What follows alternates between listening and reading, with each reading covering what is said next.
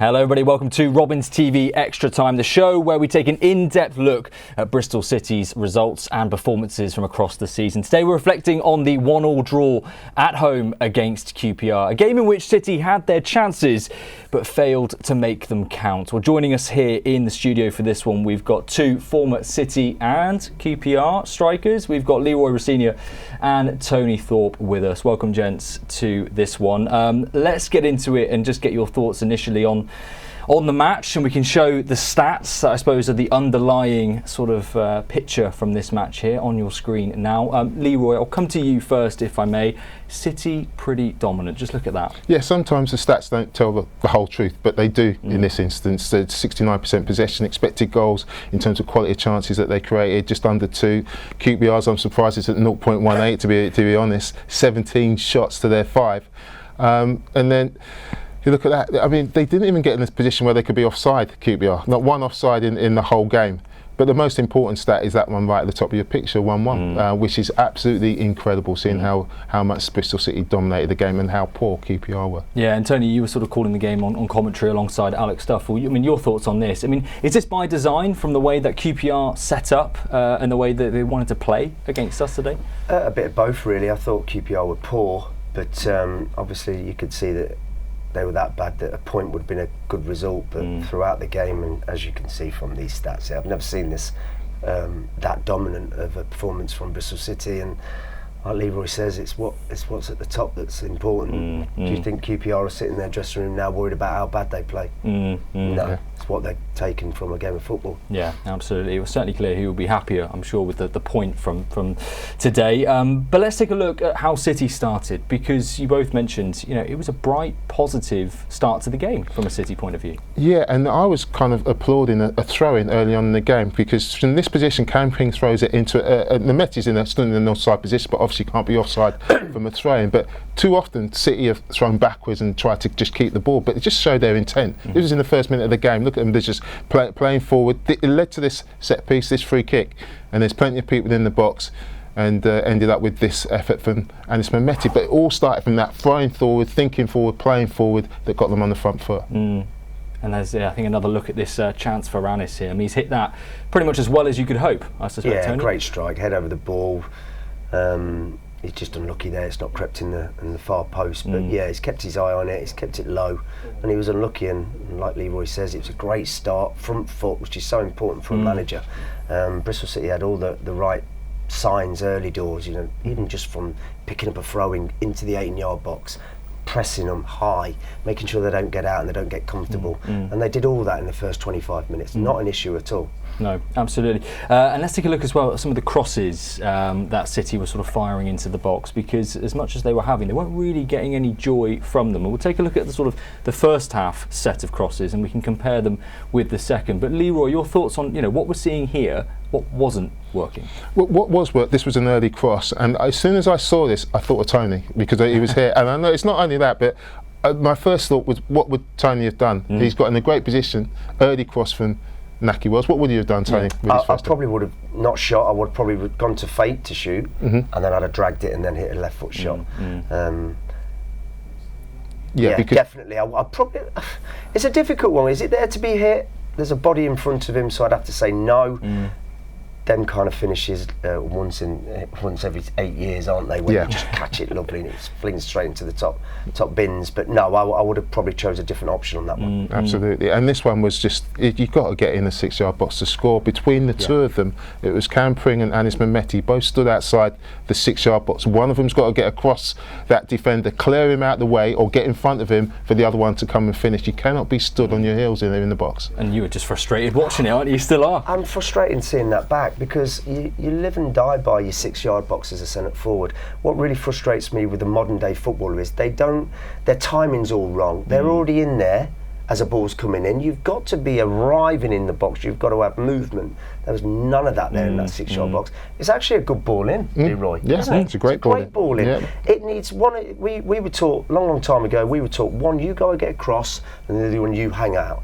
And you can pick the second balls up, the bits and pieces, whatever it may be.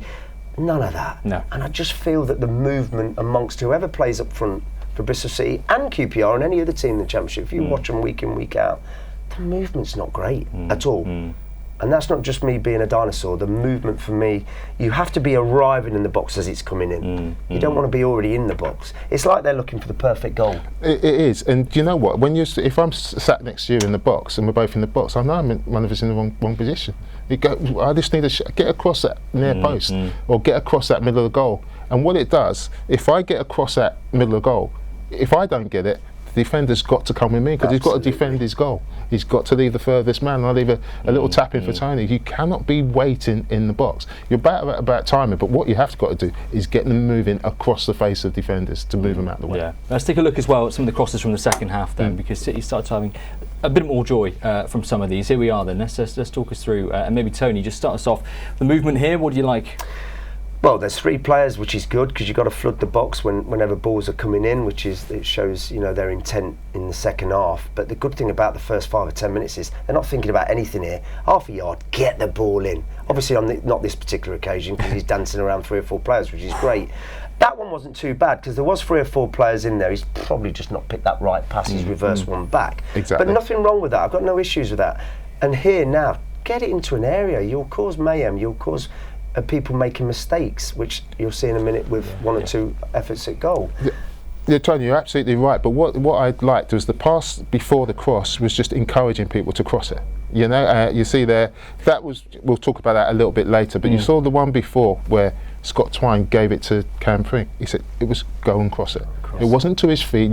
Go and cross it, and by giving him that ball in front of him, you're sending the message to the people in the box to then make runs in the box. That's where the timing comes from, and that's what happened in the second half. A lot more early balls in the box, a lot more people in the box, because that initial pass, wasn't just in the feet giving him a choice. It was saying, there, go and cross it. And another thing on that as well is, if you're not crossing the ball, I ain't making no runs. Yeah. That's me. That's how I was mentally. If you're just going to keep possession of the ball, and we don't, like Leroy's just said, and we're not overlapping because we know it's coming in, I ain't going in there.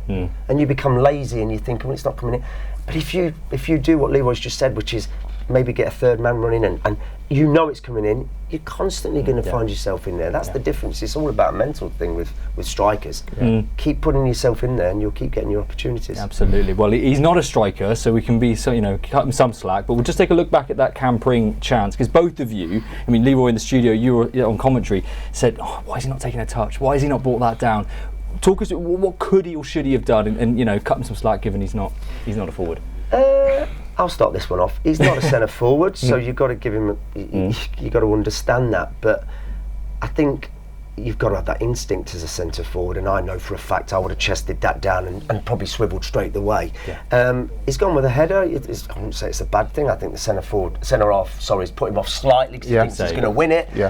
We've all been there with that one, and it's just dropped to him. But anybody else, maybe a Naki Wells or an Armstrong or whatever, may have just got a bit strong there and you wonder if. But you can't be too harsh on Pring. No, you're absolutely right. I think as I said before, what you do, you recognise the flight of the ball first. You know the centre half's going to miss it, and instead of taking that step forward, you take that step back. And that's what and then he has to head it. But if he sees the flight of the ball, he's missing that. Take a step back, and then you control it forward, and then no one can touch it.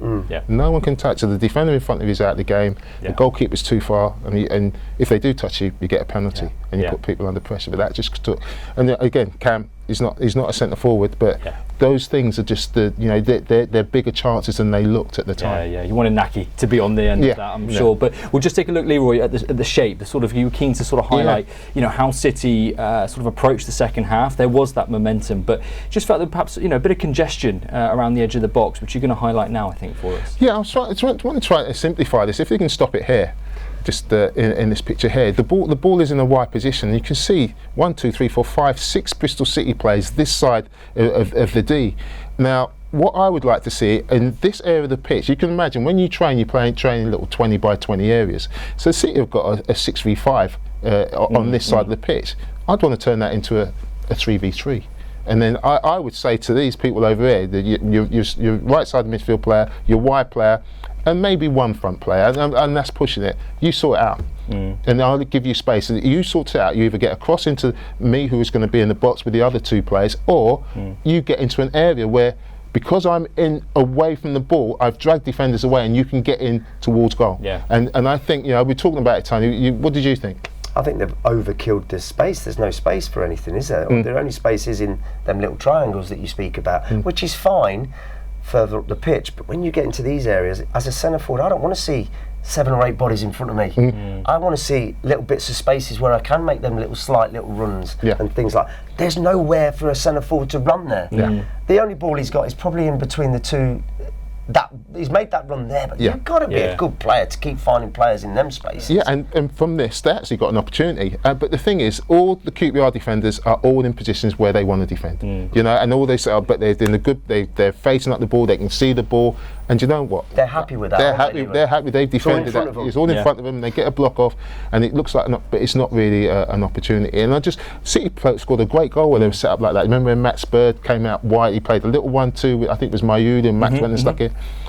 1 in 100 that you score those sort of goals. It's got to be crosses in the box and creating areas in wide positions where you can deliver quality. Well, it's not often we get 2 strikers, prolific ones at that as well, in the studio. So we can take a look at some of the chances and again get your thoughts on what we could have done or should have done. The first one I think to highlight from the second half was this header from Nahki Wells, who he's done everything right to get himself into that position.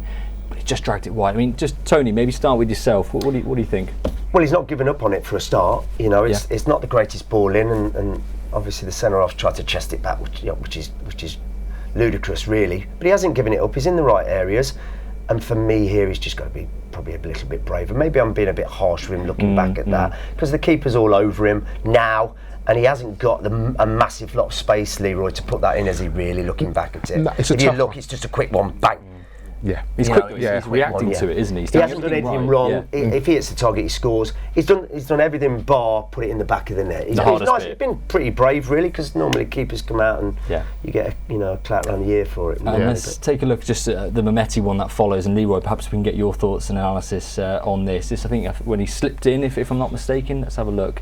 This is brilliant from Zach Viner. You know, he looks he just before the ball comes from him, he has a look, and then allows Mehmeti to take it on the back foot, and now the goal's open to him. He does almost everything right. The one thing I would have done, and I wasn't one who went for corners, because early in my career when I went for corners I used to miss the target, but I'd hit it at the goalkeeper's legs as hard and low as possible from that situation. Tony was better than me, more accurate. What would you have done, Tony? I would have gone cross goal, me personally, but because then you've got to make the keeper make a save, and then you may have somebody at the back post with an easy tap in. He's done everything right, by just taking that deep breath at the last bit, and that's where the top players in the world, top strikers that we see, week in, week out, that do find them corners, because they go, now it's time to pick it up. It just felt like he did it brilliant. Great little turn. Just felt like as soon as it came, he was erratic with it, and that's the difference between being at that end and where they are. Well, one player perhaps full of composure who came on and made the difference in the second half was Scott Twaine, who didn't need long. He only just came onto the pitch. Here he is, being substituted on for Yu Hirakawa. At the point, City had a set piece in what is probably prime Twaine areas of the pitch, and he comes on, and what happens next? I mean, let's just take a look. Here he goes. But Leroy, I mean, this takes some courage, doesn't it, to come on and say I'm having that? No, it doesn't take courage. When you're the best free kick taker, you come on and you take the free kick. It's about dominance and making sure that everybody around you knows that you are the best free kick taker. What I hate is when the best free kick taker is talked out of it by other people, and then someone goes and puts it over the crossbar. But he wasn't. He knows it. I'm not sure if other players would have accepted it, but he won the argument. And that's why he's been brought to the club, and that's why he's in the squad. Incidentally, for all of his sort of work rate and precision from the free kicks, that's his first goal from a set piece this season. His third in the league, but his first from an actual set piece. Yeah, it's all about technique there, and I agree with Leroy. If you're the best player and the best technical player for taking free kicks, nobody else should take that. Whether he's warm or not, he's got the quality and the technique to do it. And I think I heard somebody blame the goalkeeper. I actually think that's a great free kick. I don't think the goalkeeper can do a lot with that. That was me.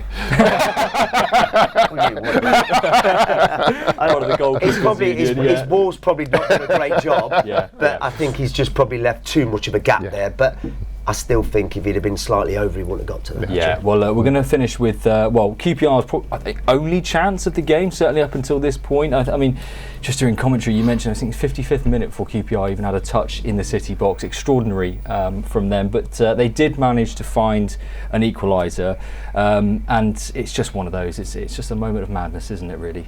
I couldn't see him getting a shot on target, let alone this. But it just transpired that Paul Smith found him in this situation where Bax has made a poor decision. By the way, it's still a wonderful finish. Yes. It's an unbelievable finish, middle of the goal.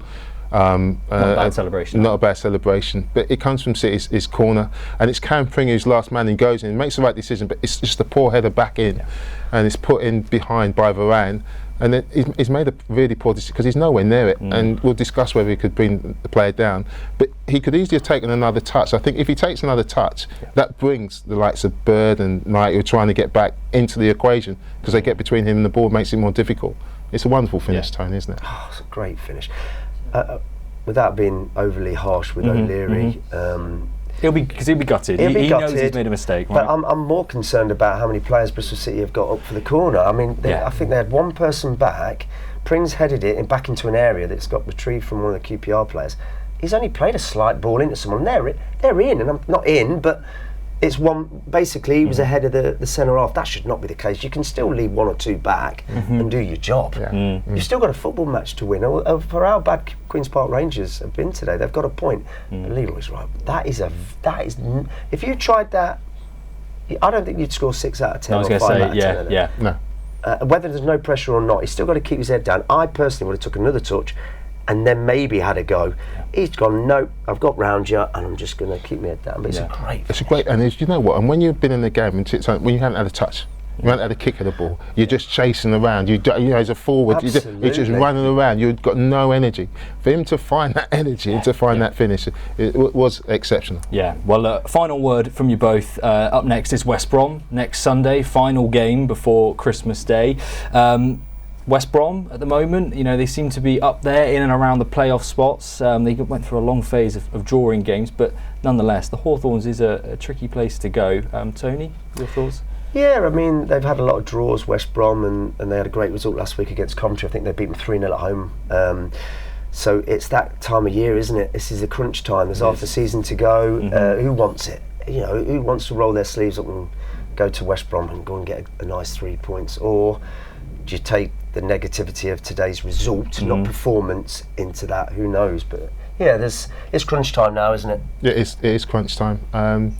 Firstly, City will play worse than that this season and win a lot of games this year. That's a great point. And so if they need to think about anything, take that level of performance through to the Hawthorns, and that'll give them a great chance of getting the result, because that was a really good level of performance. Didn't get the result, but next time it might. Absolutely. Well, that's all we've got time for here on Robins TV Extra Time. Tony and Leroy, thank you very much for giving us your thoughts. As we say, we'll be back next week for the trip to the Hawthorns as City take on West Bromwich Albion. That's Sunday, December 22nd. We'll be live here on Robins TV for subscribers from 2:30. We'll see you then. Bye-bye.